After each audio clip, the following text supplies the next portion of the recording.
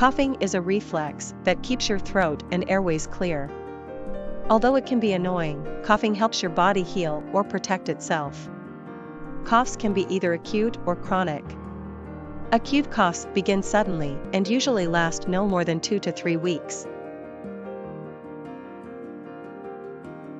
Acute coughs are the kind you most often get with a cold, flu, or acute bronchitis.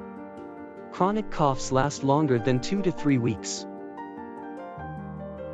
Causes of chronic cough include chronic bronchitis, asthma, allergies, COPD, GERD, gastroesophageal reflux disease, smoking, throat disorders such as croup in young children, and some medicines. Water can help ease your cough, whether you drink it or add it to the air with a steamy shower or vaporizer.